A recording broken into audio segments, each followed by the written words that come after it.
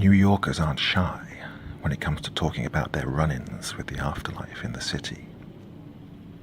Many locals claim ghosts haunt NYC's old buildings and parks. Some less quietly than others. John Lennon is said to haunt the Dakota, where he was murdered, while Nancy Spungen, Sid Vicious's girlfriend, is rumored to be spending the afterlife at the Chelsea Hotel. Today, we consider the 10 most haunted places of New York City.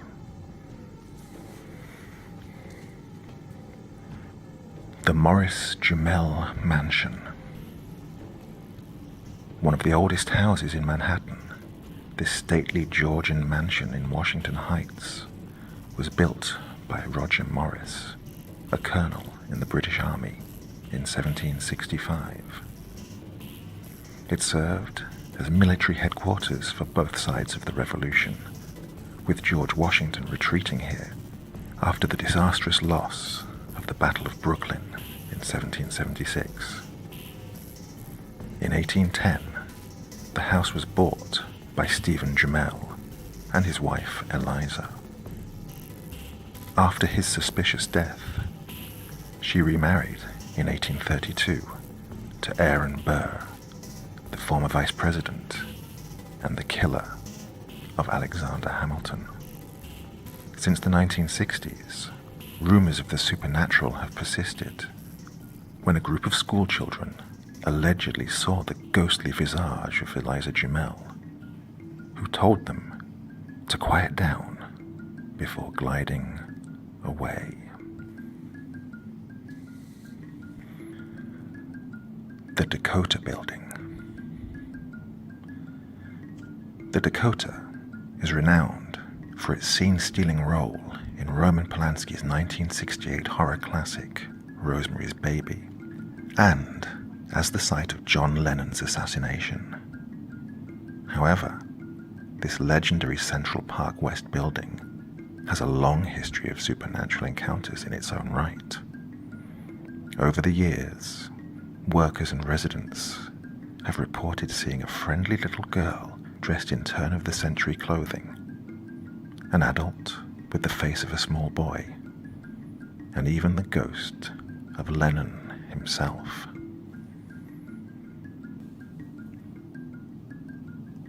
The Campbell Apartment.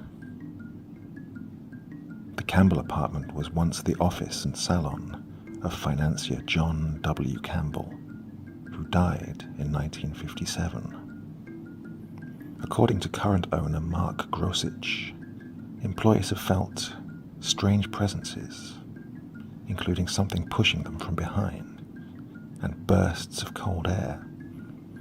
And some have even reported seeing an old, fashionably dressed couple sitting and having a cocktail on the balcony when the place was completely closed. The House of Death. This beautiful townhouse has been called the most haunted building in New York City, with as many as 22 ghosts calling it home, earning 14 West 10th Street the title, The House of Death. Mark Twain lived here from 1900 to 1901 and claimed that he himself experienced supernatural incidents. Throughout the 20th century, this was the site of several gruesome incidents, including a murder-suicide and the beating to death of 6-year-old Lisa Steinberg. The spectre of Twain himself has been seen ascending the staircase on many occasions.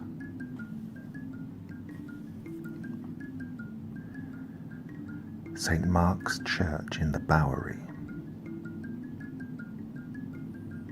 St. Mark's Church in the Bowery is the second oldest church in Manhattan, splitting from Trinity Church in 1799. Built on Dutch colonial governor Peter Stuyvesant's family farm, legend has it that the cantankerous peg-legged Dutchman still haunts the area.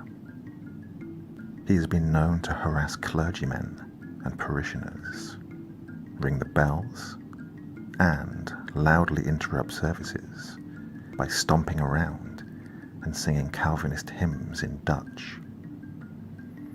Apparently, English Episcopal hymns simply don't agree with him.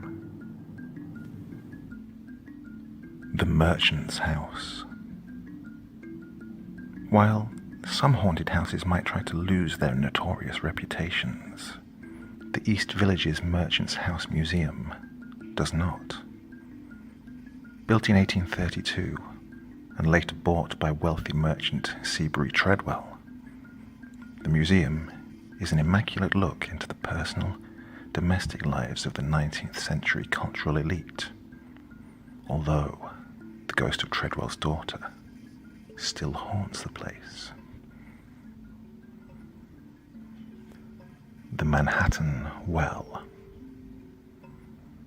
In the winter of 1800, the body of a young woman named Julie Elmer Sands was found at the bottom of the Manhattan Well at what is now 129 Spring Street. The ensuing trial was one of the great scandals of 19th century New York, with Levi Weeks accused of her murder after he reportedly impregnated and promised to marry her. Weeks retained the city's top attorneys and was acquitted, despite growing public outrage. In 1817, the Manhattan Well was filled in and built over, but it was rediscovered in 1980 and has since become a notorious destination for paranormal enthusiasts, claiming that the ghost of Julie Elmer Sands still haunts the area.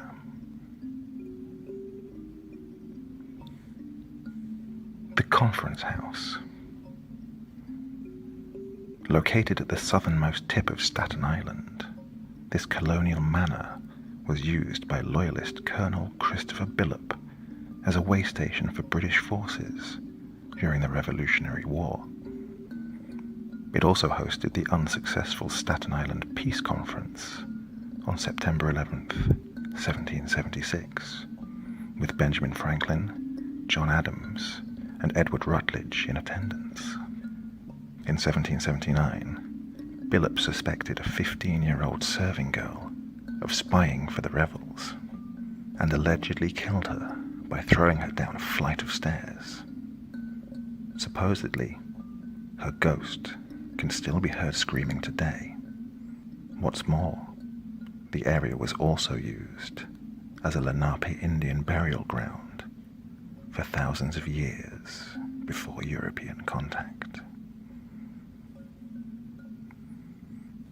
The Lefferts Laidlaw House. In Wallabout, an 1840 Greek Revival home, a stone's throw away from the Brooklyn Navy Yard, there may be a sinister secret.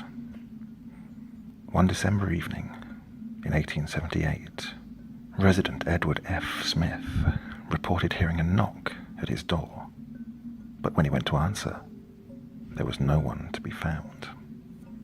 The knocking persisted, while the back doors and windows were violently rattled and banged. The unseen tormentor continued harassing Smith until he called the police. While the cops staked the area out, someone, or something, hurled a brick through the dining room window, despite the fact that multiple officers were standing right outside. 85 West 3rd Street. Now part of New York University's Furman Hall, 85 West 3rd Street was once occupied by Edgar Allan Poe for 8 months in 1844 and 1845. This was when he wrote his classic story, The Cask of Amontillado, and at least part of The Raven. Nowadays, the only part of the original residence that remains is the banister, and Poe's ghost has been seen climbing it by spooked law students.